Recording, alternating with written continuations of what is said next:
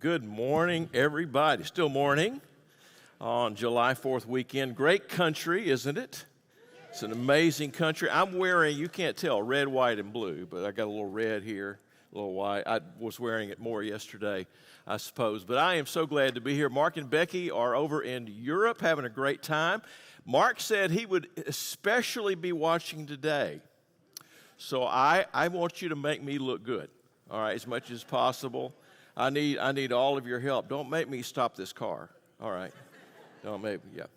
Did you ever say that? Did you ever say that to your grandkids, to your kids? Yeah, I'm sure I said that. I'll just turn this car around just like that. So, yeah, I'm going to do a little song today that you're the first people to hear. But I am grateful. Thank you to Mark over there in England watching.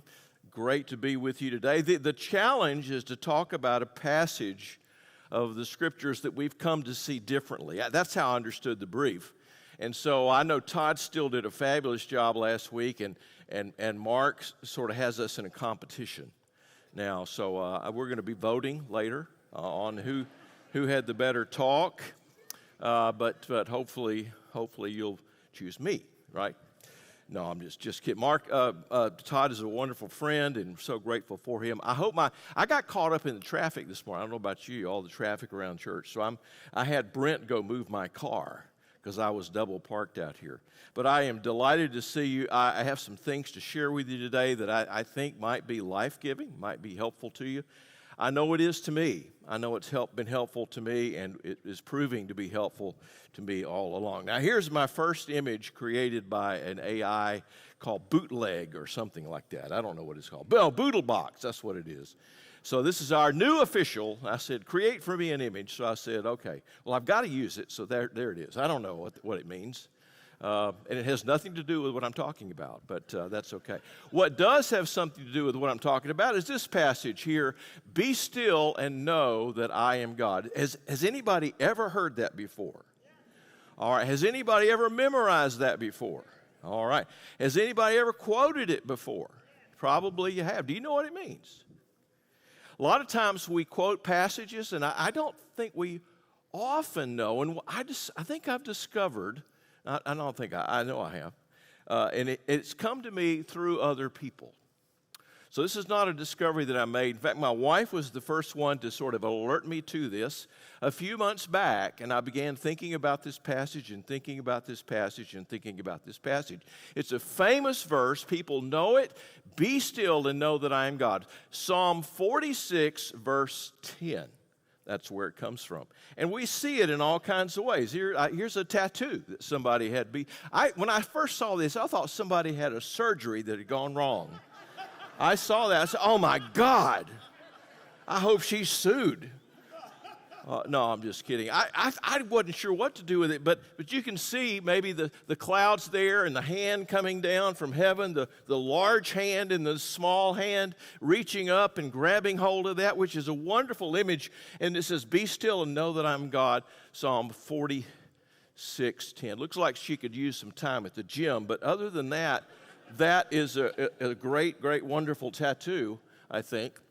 Now, I just wanted to look at some of the merch that you can get with this. Now, I love this. This is great, right? A very feminine color, don't you think? Young woman wearing it, feminine color. It says, be still and know that I'm God. What I want you to notice on here, though, is this. Notice the wave that is on top. You see the wave right up here? Right above the word be and the letter S, there's looks like a wave. Now, that's brilliant, actually, because of what the psalm is talking about. We'll see that in just a moment. Here's a guy's version of that. Notice how bold it is. Bold colors. I mean, it's got testosterone all over it. You know, it's a guy's shirt, right? It's got red color. Be still and know that I'm God, right? You can just see a guy wearing that. And here's some other wall art that's beautiful. I like that. This is garden art that you can get with that same passage of Scripture. Wear a hat if you would like to. That would be terrific if you want to. You can get a little rock and have it on like a paperweight on your desk as a reminder. Be still and know that I am God. And then there's devotional books like this, devotions for every day of the year, inspired by this passage. Be still and know that I'm God. And you can get, on eBay, you can get beginner-friendly embroidery. Is that what that's called? Embroidery? It's not knitting, right? That's not knitting. That's embroidery, embroidery thing. I remember seeing that growing up. You don't see it as much anymore, but you can get that. You can get songs, be still, know that I'm God. You can, on your window, the back window of your car, you can have this big sticker, be still and know that I'm God. It's legal in every state except California. Every state. And then there's this notebook over here. It's just a journaling book. Some of you journal. Hope you do. It's a good thing, good practice. And then there's a ring. Be still and know that. So there's lots and lots of merch out there with be still and know that I am God. And I wonder, have people really investigated Psalm 46 to see what it's all about? Here's Charlie Brown having some me time. Just being still, a little quiet time, and know that I am God. It's a good thing. It's a good thing to have some me time. You may need some me time sometime coming up. Other things, you might think of a spa. Be still. Just going to lay still. Be still and know that I'm. Anybody go to the spa? Think about be still and know that I'm God. This is woman, I don't know, she's getting her face painted. Maybe this is a fair. I don't know. Face paint at a fair. Here's a guy fishing, old fella fishing out there. Look like he's having a good time. Maybe that's some good me time. I see some head shaking. I see that's good. Now, I don't want to be considered sexist. So I want you to see the guys go to spas too. And also, if I can make this thing go backwards. Can it go backwards? It can. Yep. I see this woman here. She's caught her a big mouth bass, largemouth bass. Now I think she's had her teeth done, don't you? Look at that. I mean, they're straight as an arrow, white as they can be. Anyway, women can go fishing and have some me time. We all need me time. We all need downtime. Sometimes you need it. Sometimes you need it on a Sunday. Sometimes you need it maybe on a Saturday, other days of the week. These are great things. None of this is bad. The guys can go and get a little facial done too.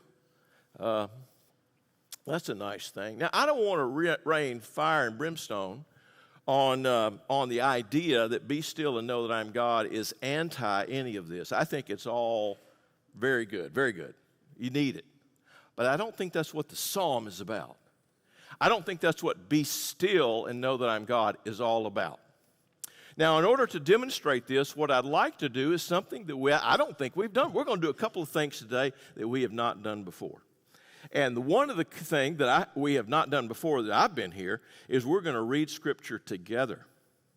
We're going to read all of Psalm 46, verse 10. Now, I'm going to ask you to read the dark print, and I'm going to read the light print, okay? So we're going to read the whole psalm except for the superscription, which I'll talk about in just a minute, which is not really part of the psalm, it's part of the preface to the psalm. So here it is. Excuse me. Could I get some water from somebody? I don't know. I don't see any up here. If there is somebody that can get it, I want to read it with you. Oh, thank you, my friend. Oh, she was here first. I'll take both of them. This is how the multiplication of the fish and bread took place. Anybody have any bread? Okay, here we go. No, that's not. It was a miracle for sure. All right, so here's our passage that I want us to look at, and I want you to read the dark print together. And I'm going to remind you to get started by lifting my hands, okay? Lifting one or both of my hands. Got them. Thank you, my friend. There was another coming. All right, here's our passage. God is our refuge and strength, a very present help in trouble.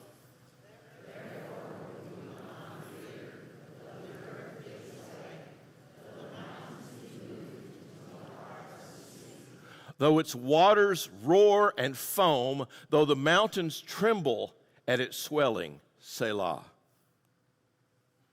There is a river whose streams makes glad the city of God, the holy habitation of the Most High.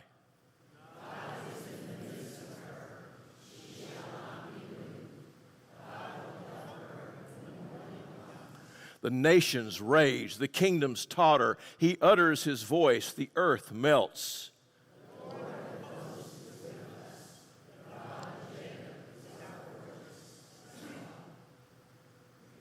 Come, behold the works of the Lord, how he has brought desolations on the earth.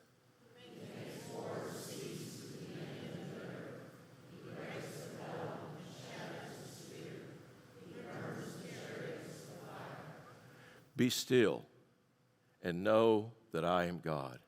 I will be exalted among the nations. I will be exalted in the earth. The Lord of hosts is with us. The God of Jacob is our fortress. That's our passage today. It's a great passage. There's a lot happening here. A lot happening here that is familiar.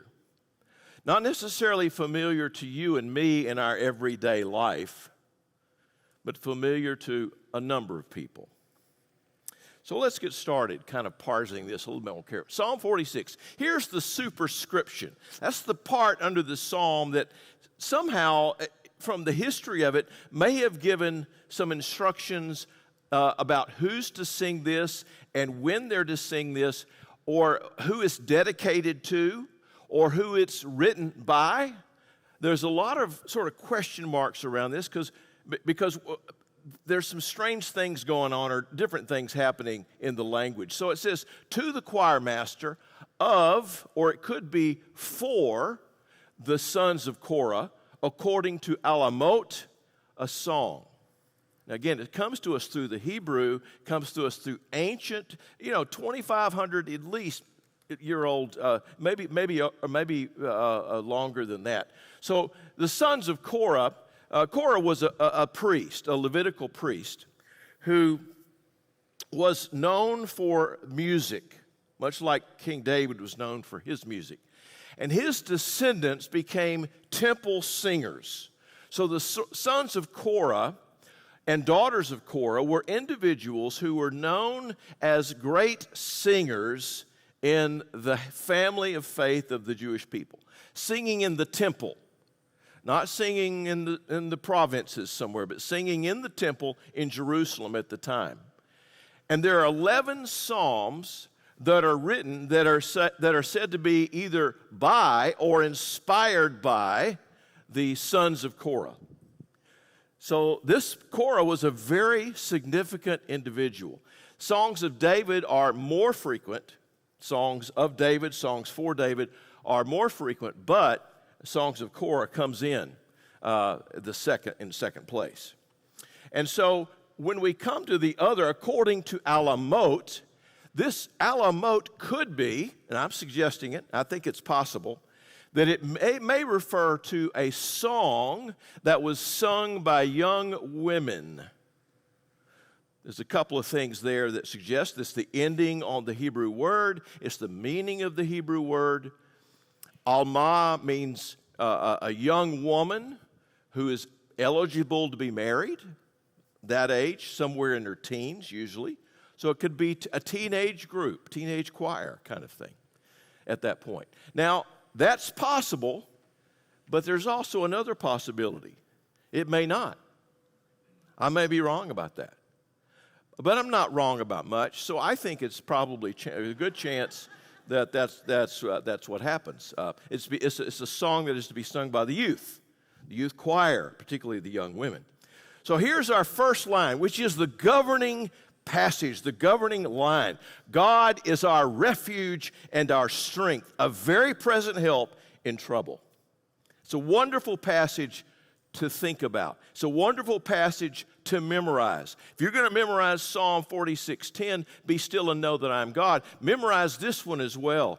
God is our refuge. He is our strength. He is a very present help in times of trouble.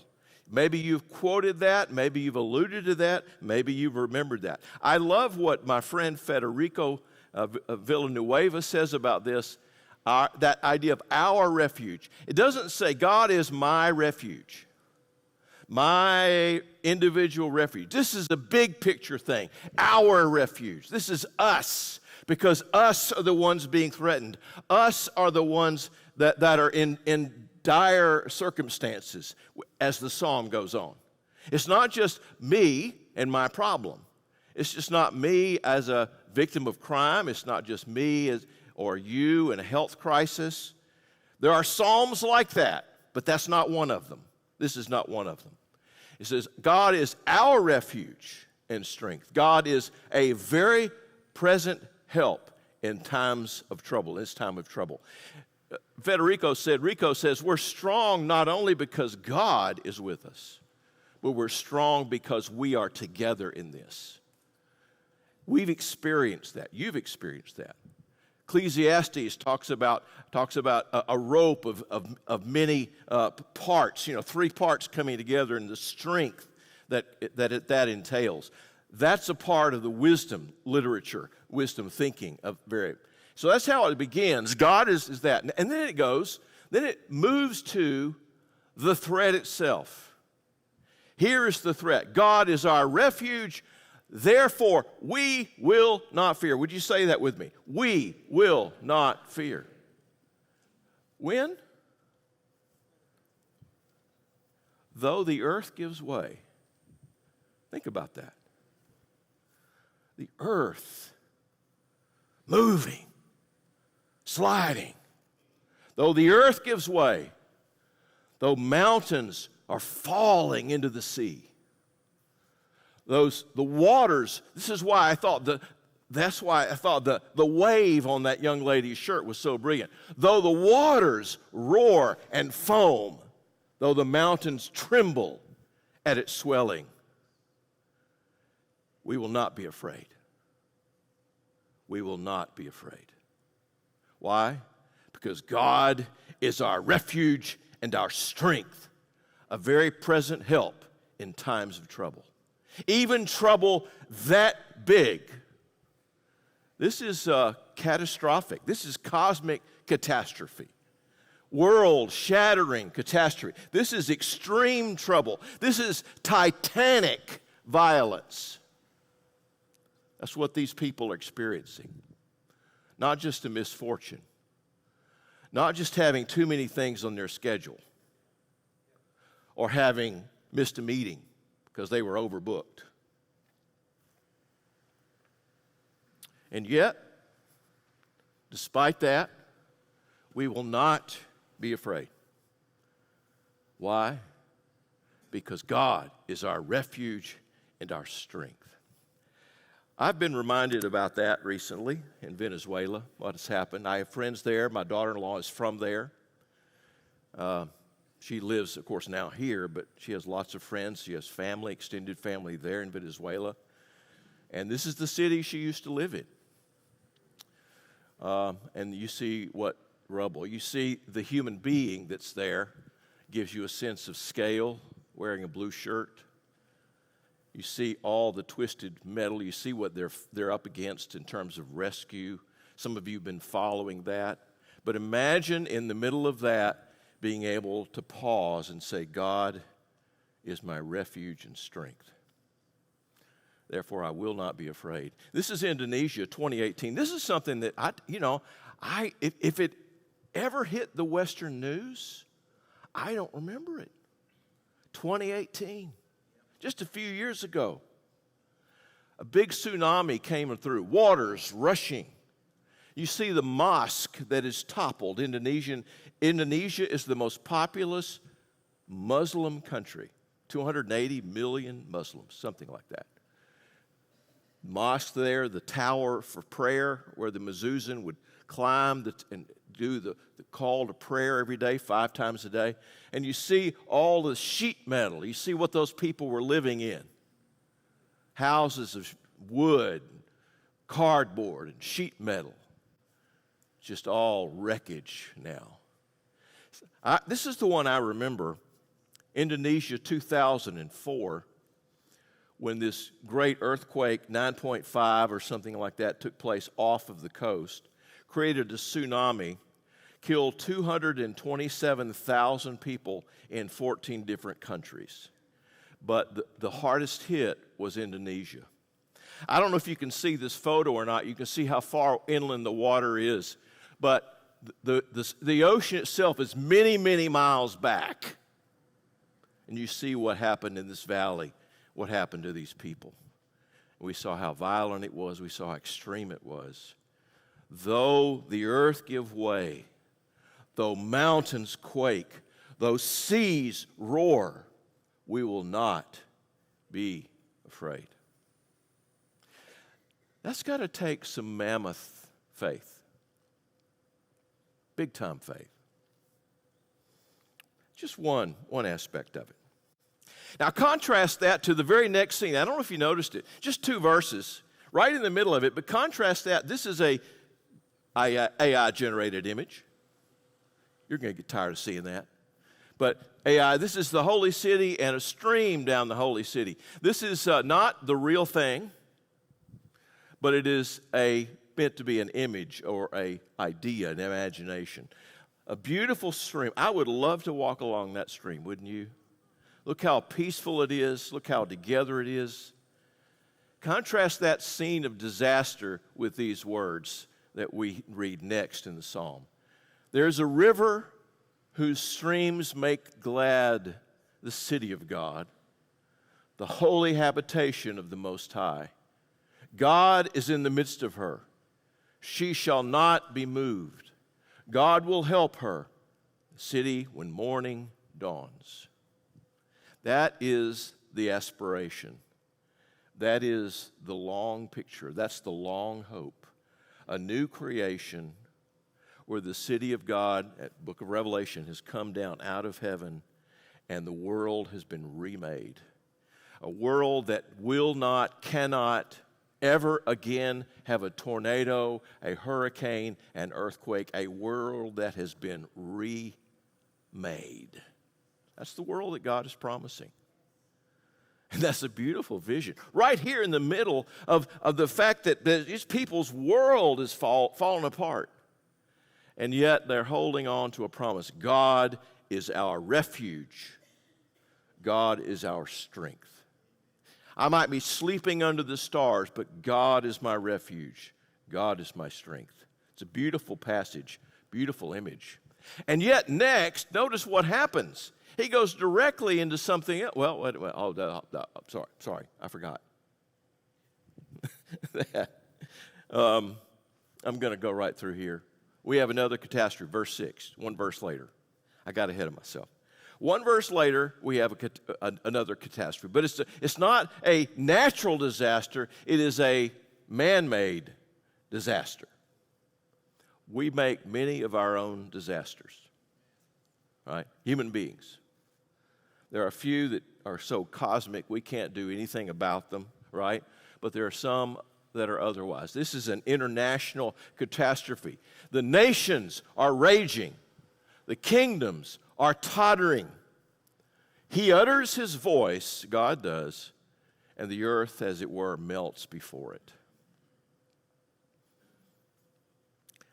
I began thinking about the devastation we've just seen wrought by natural disasters.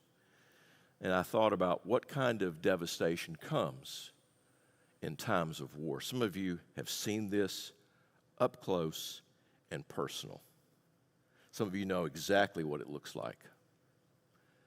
Here's an image after World War II of a man standing in the wreckage of a city. I don't know what city. I didn't ask that. I didn't pursue that. To some degree, it doesn't matter because this scene happened over and over and over. This is not a one-off. Many cities in Britain, many cities in Germany and other places were just destroyed. And I look at that man standing there. Don't know who he is. I don't know what nationality he is. I don't know what language he speaks. But I'm wondering, what is he thinking? What is on his mind as he comes to that moment? I'm hoping he had been meditating on Psalm 46. God is our refuge and our strength, a very present help in times of trouble. That is the mantra that I want to invest in you this morning, regardless of the kind of trouble that is coming. I got news yesterday morning. This is a personal thing. I hope it's okay. Got news yesterday morning that a person that I know and admire died. His name was Robert Sloan. He's president of Houston Christian University, where I served for 25 years. He wasn't my president the whole time, but he was my teacher back in seminary. He was my teacher at Baylor University. He was my teacher and friend long beyond that, and my president. And yet, he had apparently what seems to be a massive stroke, 77, on Friday, and then they tried to save him, but were unsuccessful, and they said goodbye to him on the morning of July the 4th, 2026. These kind of catastrophes come to us. And what I want to do and what I want you to do and I want what us to do, because God is our refuge and strength. If you think you're strong enough, if you think you're able enough, if you think you have the ability enough, that's another conversation. But the recognition from the very beginning that God is our refuge. Regardless of what's happening in our lives, regardless of what's happening to our friends' lives, regardless of what happens in our terms of our own grief, God is our refuge and strength. Here's another more modern. This is 2026 devastation. Looks different. Different kinds of weapons, smart weapons, and yet you see all these businesses and you see all these homes that have been destroyed, right? We could see this in Gaza. We could see this in Kiev. We could see this in places maybe even in Russia. I don't know. And here's another spot where we grieve. My son and I were talking yesterday about the Civil War. We've been watching a series on Abraham Lincoln. We talked about the war a bit. 600,000 people died. The chances are good that if your family has been here for a couple of hundred years, that there's a relative of yours that died in that war. Maybe you know their name, maybe you don't, because that's lots of generations back. But all those lives lost, war. And a building can be rebuilt. But these boys, these girls, I imagine this was mainly boys back in the Civil War days, right? They can't get back. They're not coming back. Not until the Lord himself returns and brings them all back.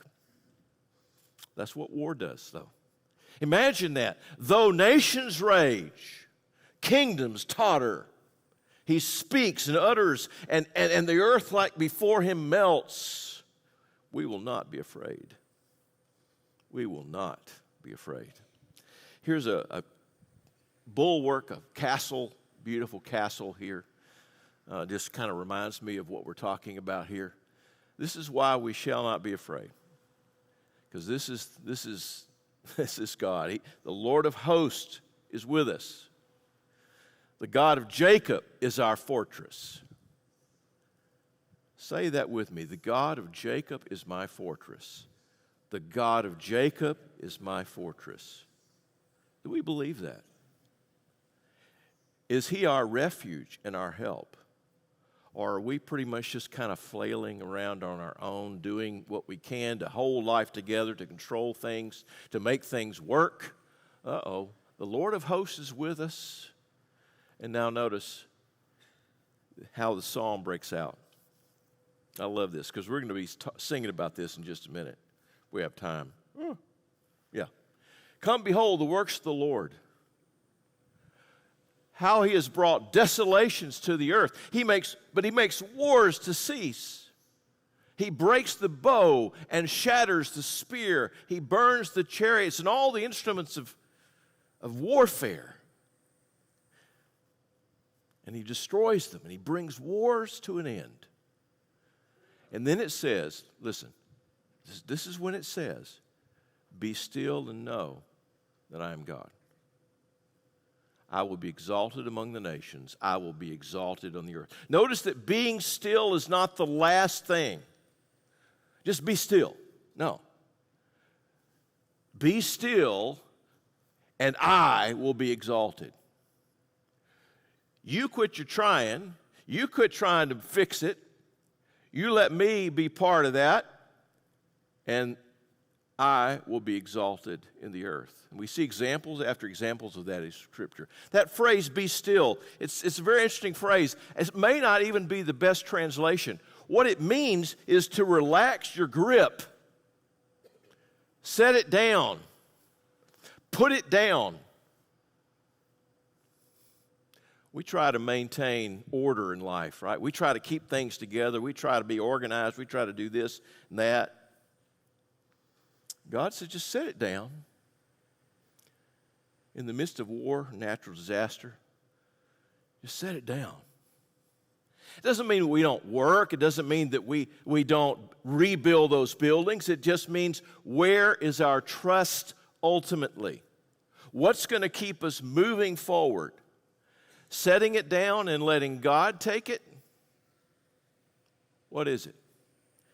It's like what we need to say is, God, I'm going to let go and let you have it. God, this is yours. Take care of it. This is your world. I am yours. I have declared and written my own declaration of dependence upon you, totally. Therefore, this is yours. The world, the earth is the Lord's and everything in it.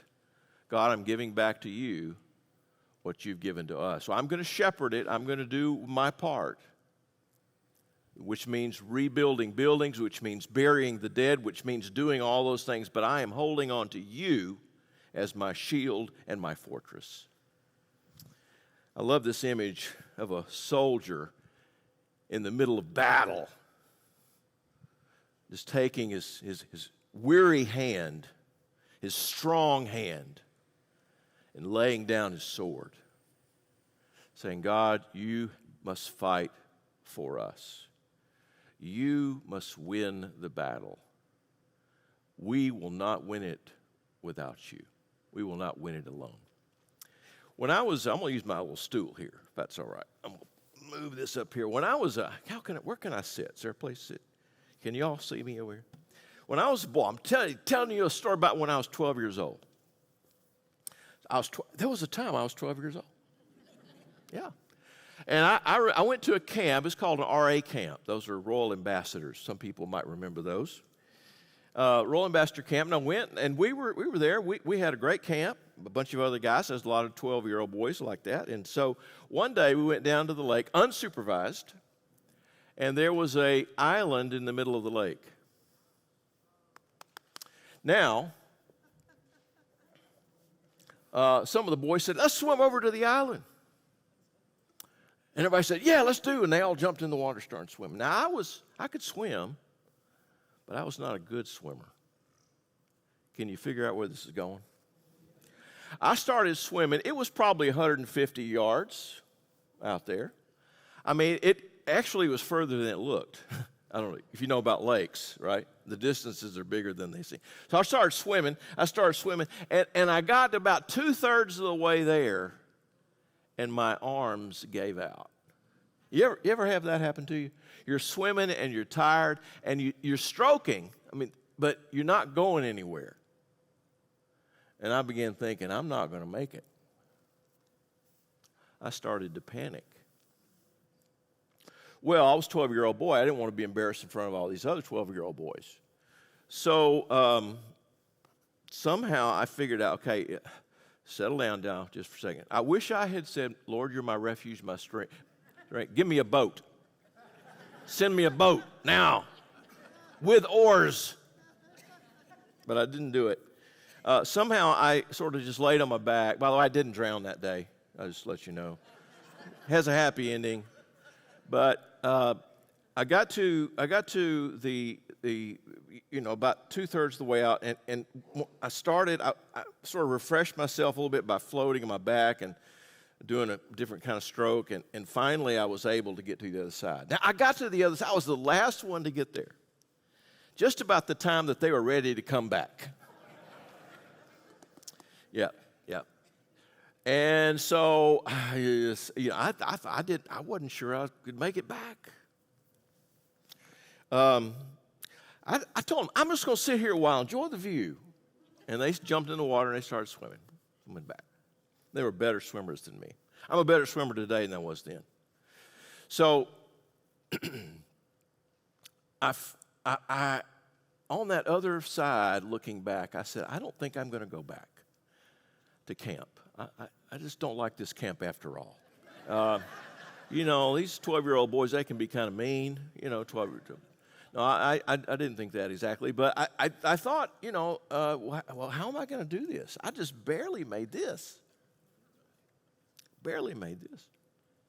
I don't know if you ever thought about, some of you may have been a lifeguard before, right? Some of you may have been a lifeguard, and I have this picture here of a young lady running to rescue somebody. But it's a little awkward because everybody is in a pool having a good time, right? I mean, they're there with their friends, they're there with their girlfriends, they got balls, they're playing. She's going to imagine you have a group of people having a great time in the pool, and the lifeguard runs up to you and said, I'm here to rescue you. What would they do? They would laugh at you. What? We're having a great time. I don't need to be rescued. What are you talking about? Because I'm doing great. But change the scenario just a little bit. What about if you're out in the middle of a lake and you're a 12-year-old boy, or you're a man and you're out there in the middle of the lake, and somehow your strokes are not getting purchased anymore in the water, and you're not going anywhere. And you know that pretty soon your strength is going to be given out. Tell you what, this guy coming is when he comes to say, I'm here to rescue you, that's great news. The best news you've heard. Best news you will ever have is you're from the middle of the lake and you don't think you can go any further, and somebody pulls up alongside you and said, I'm here to save you. And what happens? You say, that's the best news I've heard. Now, I don't know. I've never been a lifeguard, but what I do know about lifeguarding is that if you get to somebody who's drowning and they're still flailing like this, trying to stay afloat, guess what? He can't save you. She can't save you. What do you have to do? Give way. Give way. And when you give up, and you stop flailing, and you stop agonizing, and you let the lifeguard take you, that's sweet stuff. That's sweet stuff.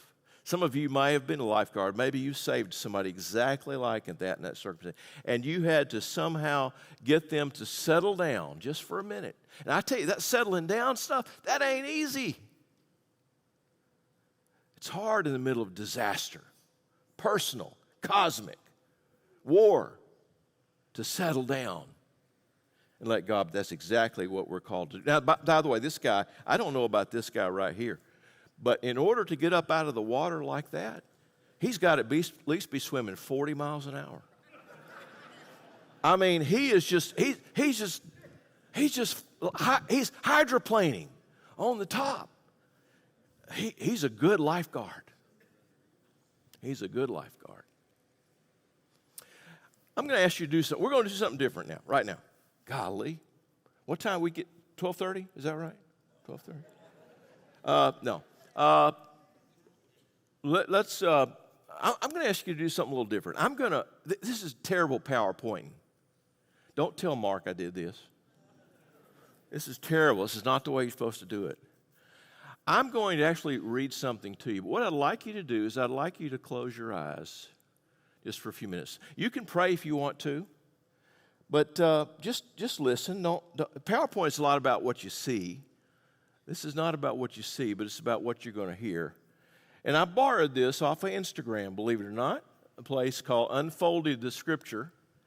It came from there on April the 10th, 2026, which is when I began thinking about this.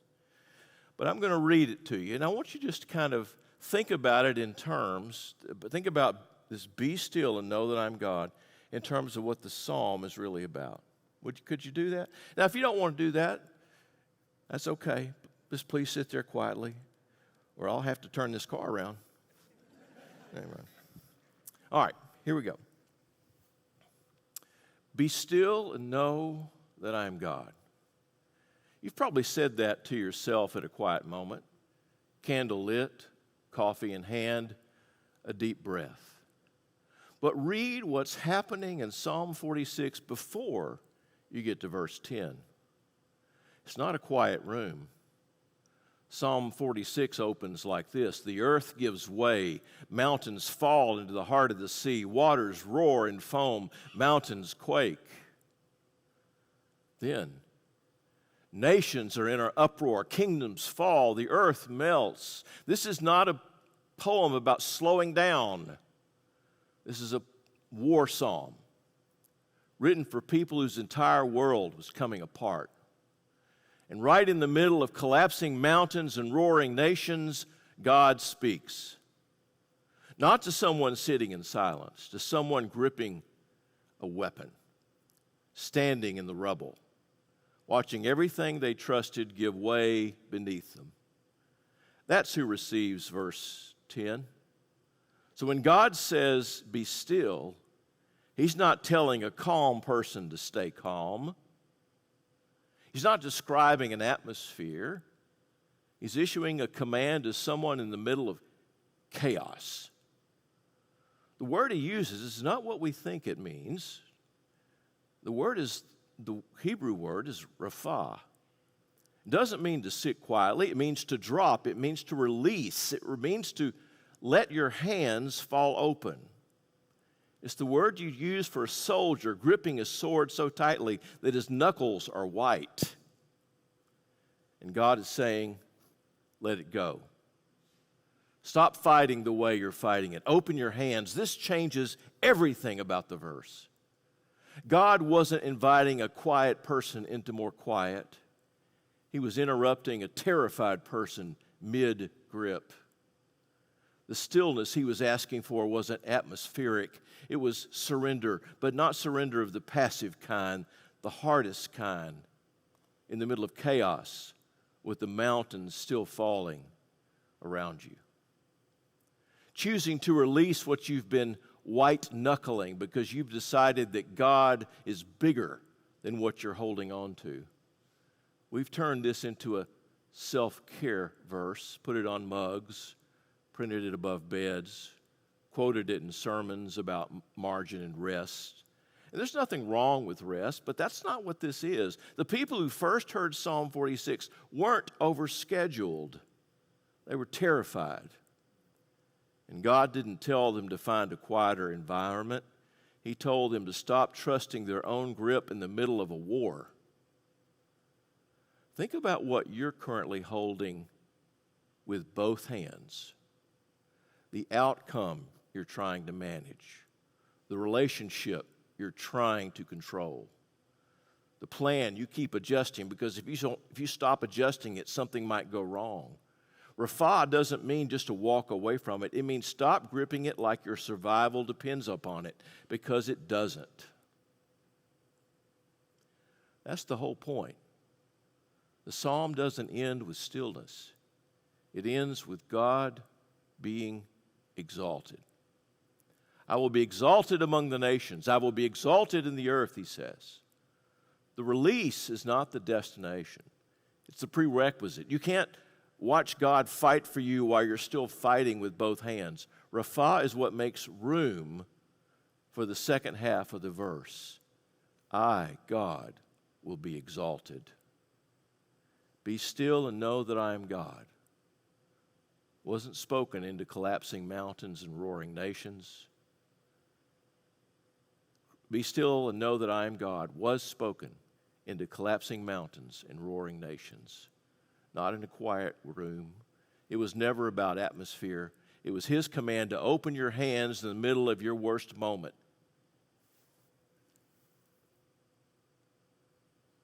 Because the God who says He'll be exalted in the earth doesn't need your grip to do it. Drop what you're holding. He was never waiting for the chaos to stop before He moved. Thank you.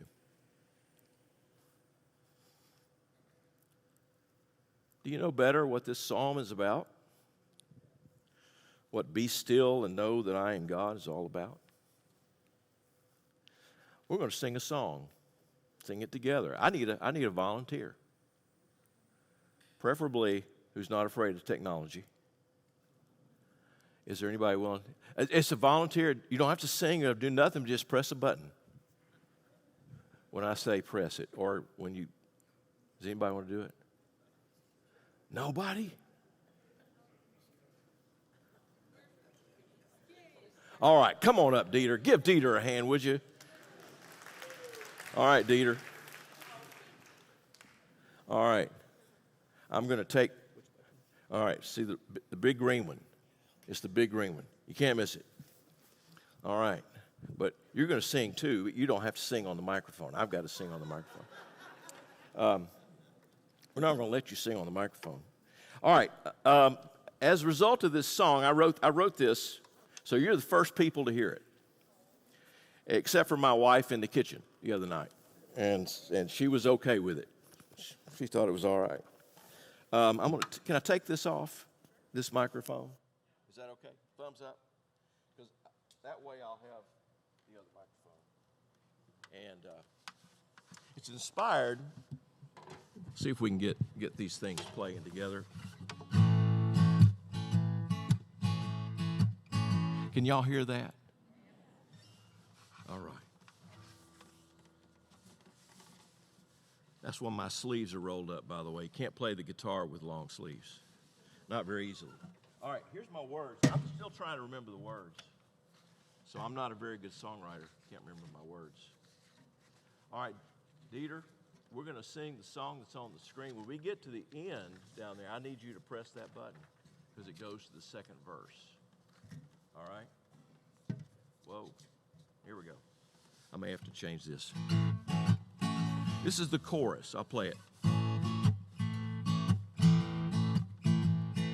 Come, behold the works of the Lord.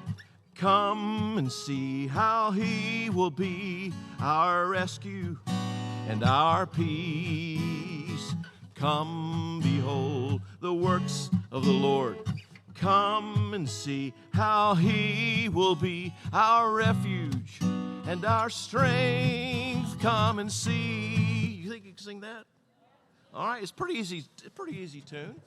I'll sing it again, and you join me with it, okay? And what we're doing, we're taking the psalm, not the whole psalm, but part of the psalm, and we're putting it to music to help us to remember. Come, behold the works of the Lord. Come and see how He will be our rescue and our peace. Come, behold the works of the Lord. Come and see how He will be our refuge and our strength. Come and see. All right, you did well. You did well. Now, here's how the verse goes. We're going to put it all together. Though the earth gives way and mountains quake, though seas roar, we will not be afraid. We will not be afraid. God is with us.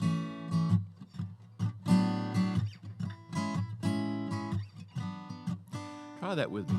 Though the earth gives way and mountains quake, though seas roar, we will not be afraid.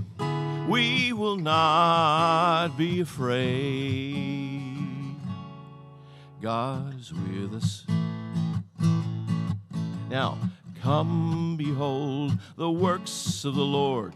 Come and see how he will be our refuge and our peace. Come behold the works of the Lord.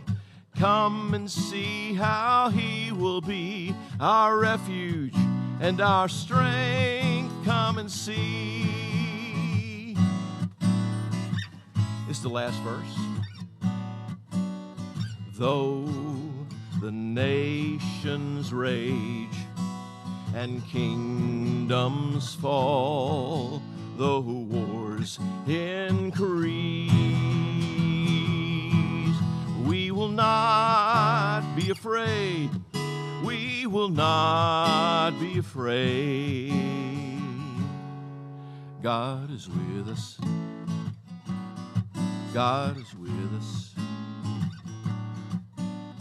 Come behold the works of the Lord. Come and see how he will be our refuge and our strength. Come behold the works of the Lord. Come and see how he will be our refuge and our strength. Now come and see. Come and see.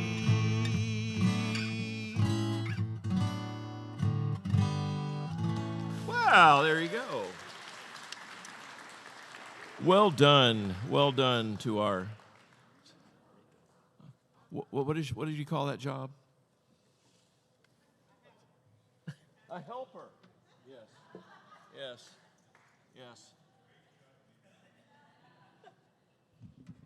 You know, it's always better when you remember the words to your own song. But at any rate, it's new. It's brand new. So anyway, it was fun kind of writing it, putting it together. But it helps me to remember, and I'm going to keep coming back to that because I need to come and this behold the works of God and see what He has done, and realize that whenever I'm living, I'm stepping into a stream that has been going on a long, long time. And God is certainly with us through that. Well, here's just a few points from home very quickly, because I know our time is about up. First of all, take care of yourself. Go have a spa day. That's totally fine. Go fishing. Do some gardening. Take a nap. In fact, I have a friend a long time ago. He's now passed away. He was a wonderful spiritual mentor of mine. He used to say, sometimes the most spiritual thing you can do is take a nap. Sometimes that's what you need to do. Have a me day. That's all fine. It's all good. Just don't think that has anything to do with being still and knowing that I'm God, because it doesn't. It's a good thing to do despite that, you know. But here's really what the psalm is about. Remembering that God is your refuge and your strength, a very present help in times of trouble. Remember that. Hold on to that. We are followers of Jesus who recommended that to us, and we are still going to continue to do so. Another, in times of trouble, don't be afraid. God is with you. You got to repeat that. You've got to say that. You've got to think about that. Fear is just something that arises so naturally. But it can dominate you. It can take you over. It can destroy you. It can stop you in your tracks. It can paralyze you. Come back to this refrain often. God is with us. The God of Jacob is my fortress. This is a wonderful psalm for you to meditate on and to think about. Be still and know that I'm God. And then I think this is the last one. Let go and let God. That sounds sort of trite, but letting go and letting God have it and saying, God, I have made a mess of this. My plan is not working out. Let's try your plan, because you've probably got a better idea than I do. Your destiny, and this is what I keep coming back to ever since we hear Tom Wright and other things as well. Your destiny is a new creation where there is a city of peace and harmony, without natural disasters, without war, without the tears of grief and sorrow. That is our destiny, that new creation. And this is a reminder of what the psalm said. There is a city where God is present completely, totally. He walks with us. He's in the midst of her. He's on the sides of her. God is present. And God is there to provide sustenance and life forever. L'ador vador, forever and ever. Forever and ever. That's our destiny. I want to say thank you. Let's stand together. Let me dismiss you with prayer this morning. Thank you for your presence. Thank you for singing along to a new song you haven't heard before. I'm very grateful. Father in heaven, I pray that you will be with each of these people in a strong and powerful way. That they will sense your presence, that they will know that presence, that they will walk in that presence. So that when fearful things happen to them, when trouble comes, whether it's to an individual or to a group of us, that we will not be afraid. We will not lead with fear. We will not end with fear. But we will remember that you are with us and that we have a new destiny that we await. God, be with us, be present, be great, and we will exalt your name through Jesus our Lord. Amen.